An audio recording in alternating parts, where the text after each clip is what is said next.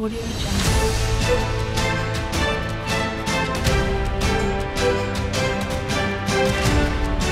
Audio Jungle.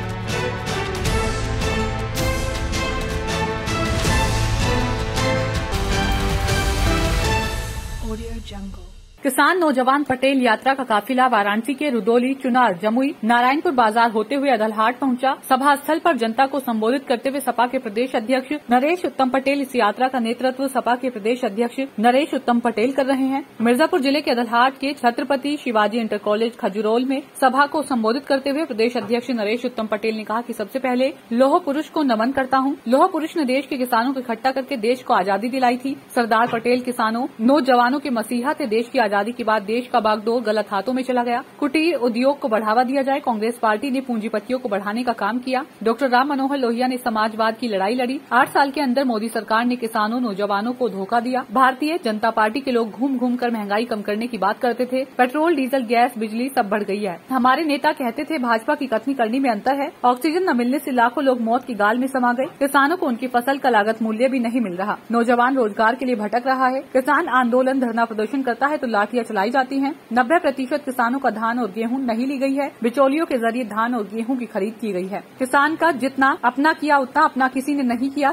सस्ता आलू महंगा बालू, बाबा निकला सबसे चालू। वहीं इस कार्यक्रम के संयोजक पूर्व विधायक सपा जगदम्बा सिंह रहे। आए अतिथियों का माल्यार्पण कर तथा अंगवस्त्रम देकर सम्मानित किया। अध्यक्षता जिलाध्यक्ष देवी प्रसाद चौधरी तथा संचालन रवि प्रकाश त्रिपाठी ने किया। सभा को पूर्व मंत्री सुरेंद्र सिंह पटेल, पूर्व विधायक जगदम्बा सिंह पटेल आदि मौजूद रहे।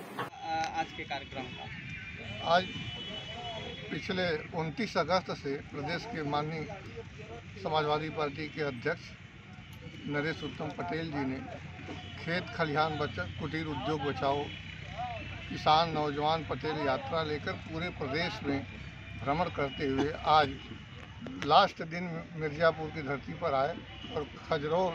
इसमें जो एक विशेष शब्द जुड़ा है पटेल, इसका क्या उद्देश्य है यात्रा में? इसका उद्देश्य ये है कि कल पटेल जी की जयंती है और आज यात्रा का एक तरह से समापन यहाँ पर होना था। और क्योंकि हमारे प्रदेश के अध्यक्ष जी माननीय नरेश उत्तम जी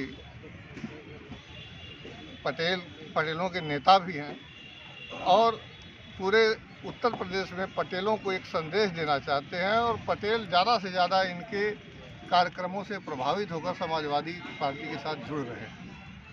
ज़्यादातर जो कुर्मी नेता हैं वो भाजपा के साथ हैं आज के डेट में, तो उनको किस तरीके से आप लोग मोड़ पाएंगे? साथ रहे, लेकिन इस यात्रा से सबसे बड़ा फायदा यही हुआ है कि पटेल समुदाय थोक के भाव में समाजवादी पार्टी की तरफ झुका है। अभी पटेल भाजपा के साथ नहीं थे। इसका जो है आगामी 2022 के चुनाव में समाजवादी पार्टी को अवश्य लाभ मिलेगा।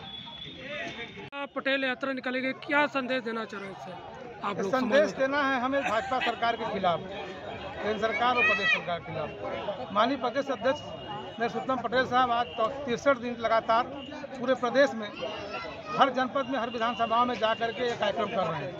इस कार्यक्रम के माध्यम से हमें नवयुवकों को, किसानों को, नौजवानों को, बेरोजगारों को, उस असहाय पीड़ित लोगों को जगाना है कि आखिर प्रदेश सरकार क्या कर रही है, हमारे साथ क्या सरकार करना चाहती है और आगे हम क्या करने की मंशा है।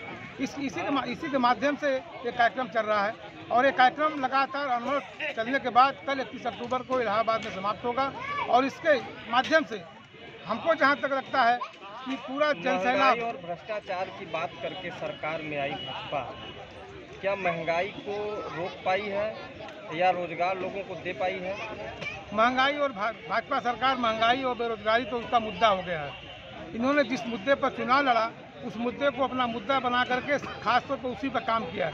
इनका सबसे बड़ा काम महंगाई को बढ़ाना है और बेरोजगारों को बेरोजगार करना है, गरीबों को गरीब कर देना है, जो चंद लोग अमीर हैं उनको अमीर कर देना है। यही उनकी सरकार की मंशा है। 2022 में आप की क्या सरकार चुनावी एजेंडा लेके आई है?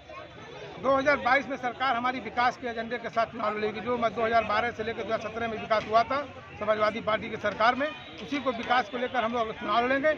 आगे बहुत से ऐसे योजनाएं हैं। माननीय राष्ट्रीय अध्यक्ष जी अपनी योजना की जब चुनाव होगा तो चुनाव के समय उसको लागू करेंगे और पब्लिक के बीच में उसी के आधार पर चुनाव लड़ा जाएगा और चुनाव जीता जाएगा। नौजवान पटेल यात्रा खेत खलिहान बचाओ, कुटीर उद्योग बचाओ, रोजगार दो।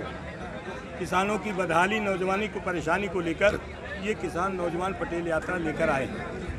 आज इसका 62वां दिन है। 62 दिन में हमने अब तक करीब 53 जिले, लगभग 260 विधानसभाएं कवर की है।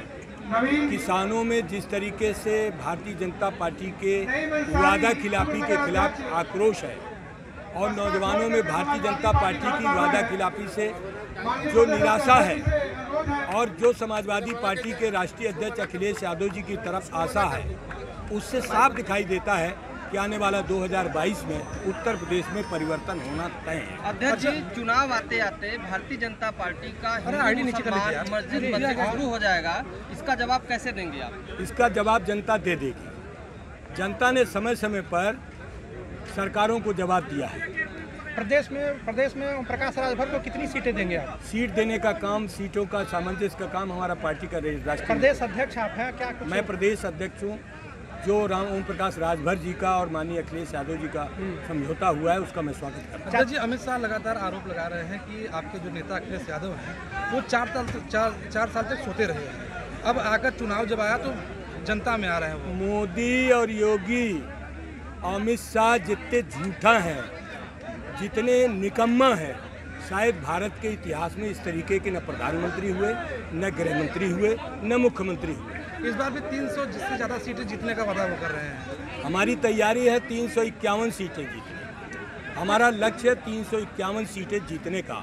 और उत्तर प्रदेश की जनता का जो आशीर्वाद दिख रहा है, उससे साफ दिखाई देता है कि 2022 में 351 के लक्ष्य को समाजवादी पार्टी दे देगी। चाचा शिवपाल के पार्टी से समझौता करेंगे कि नहीं? ये उन्हीं से पूछ लीजिएगा इसके बारे में। आप लोगों के सारे चैनलों में हमारे नेता माननीय अखिलेश यादव जी रोज दे रहे हैं और आप भी उस सवाल को बार बार पूछते हैं। वैसे कहने से उत्तर प्रदेश में क्या प्रभाव पड़ेगा मुस्लिम वोटों? जवान इतना जागरूक है, महंगाई से, बेरोजगारी से और अत्याचार से, अन्याय से परेशान है और पूरी तरीके से उत्तर प्रदेश की जनता श्री अखिलेश यादव जी के पक्ष में है। Audio Jungle.